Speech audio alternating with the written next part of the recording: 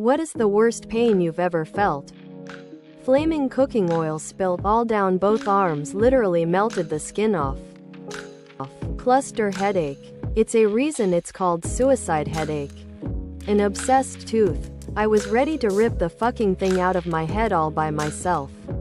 That scene in Castaway where Tom Hanks' character used the rock and the ice skate blade to knock his own tooth out looked pretty attractive. Hemorrhaging ovarian cyst. The back of my eyeball and optic nerve waking up after emergency retina cryopexy. Triggering a massive migraine that felt like I had a spike through my eye and into my brain. It was absolute raw unabashed hell. Curled up with my head between my knees crying and screaming. Had to keep facing down because of the gas bubble injected into my eyeball to keep the retina in place.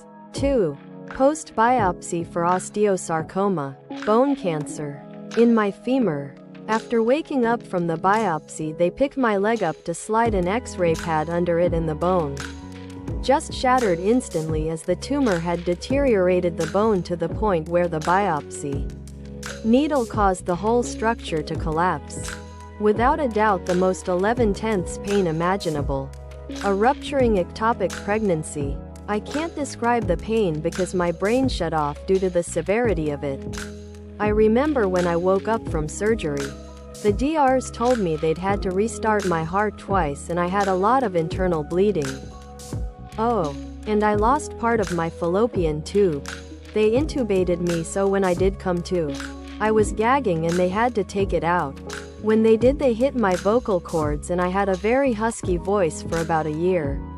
The whole situation sucked. The pregnancy was due to rape while serving in the Marines. I'm still fighting for justice 14 years later. Kidney stones. Remember that scene on Alien when that thing ripped out of the people's torsos? Yep, that's what I compare it to because that is what it felt like. What's your dirty little secret? Before my husband and I were together we had a pumpkin soup making contest, a few years in a row, where we would swap flasks of pumpkin soup around Halloween time. It was pretty wholesome. Yes, we were in love and didn't know it. Anyway, I was eager to impress and while my pumpkin soup tasted great, it was a weird green color. So I added a couple of drops of concentrated orange food coloring. He remarked on how amazing it was that I'd got it so orange. And how much he loved it. I didn't tell him.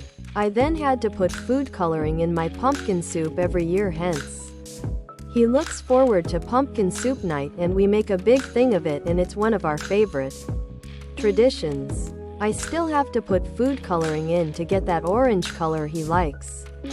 I'll never tell him. When I was in grade 1 to 2 someone close to me made wee woo fire truck sounds in class 1 day. He kept doing it during a test until the teacher warned them that they would face detention if they did it again. I was the one who wee wooed his last wee woo.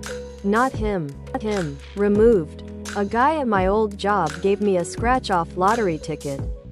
So I'm sitting alone in my cube and I scratch it. It's a 10K winner. Now, we have the obvious situation.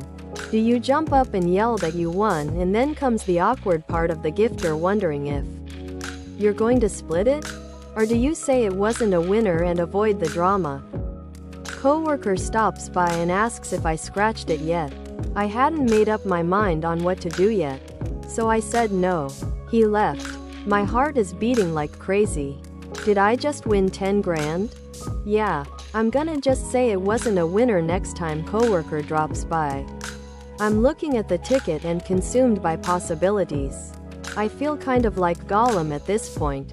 I turn it over to see how to redeem it, and yeah, it was a prank ticket. Thank God I saw that before he stopped by again. I would have looked like such an asshole. And I would have been. I tried to pick up a small stone from the ground to scare away the dogs in the night and realized it was someone's shit. Father of all daughters here. All in their teens. I do the grocery shopping and cooking. When I go to the grocery store on Sundays I always go to Wegmans just before lunchtime. I go to the sub-making station and order a sandwich, and then I sit all by myself and eat it while looking over sports stuff on my phone.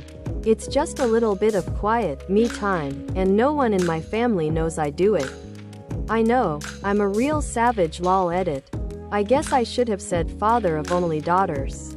Lol. I purposefully mispronounce words on occasion to piss off people. I was at a party and got a BJ and came in her mouth. 20 minutes later she was making out with my buddy. What made the popular kid lose popularity? To quote a close friend of mine, he was cool when he was 13 and then he never changed. She stopped handing out free Skittles. Rip Skittle Girl's reputation. We graduated and he found out that nobody cares you were a star linebacker after high school. We didn't see him much after he knocked up his girlfriend and had to drop out of 7th grade. I'm not joking.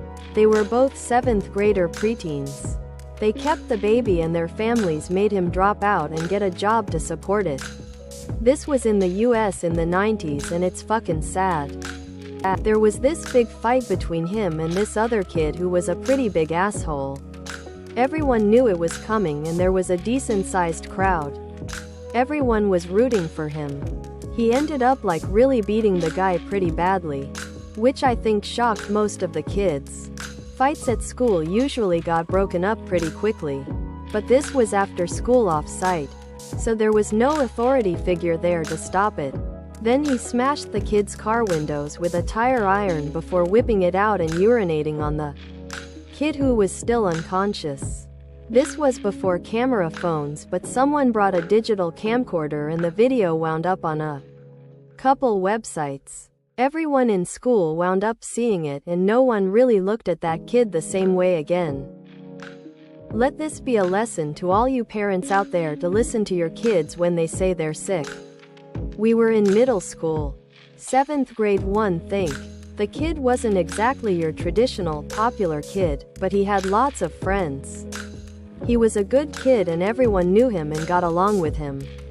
Let's call him Greg so as to not expose the guy.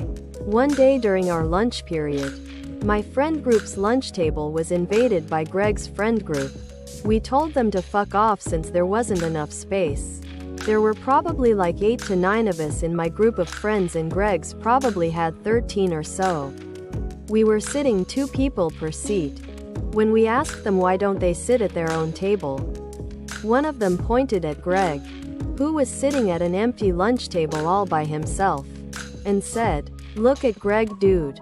He shit himself in class. He smells so fucking bad, bro." The poor kid just sat there staring at a wall the entire lunch period. I'll never forget that face either. He was just completely void of all emotion. It was so fucking sad to look at. I've never seen anyone look so hollow. Turns out Greg had a stomach virus or something and was actually sick.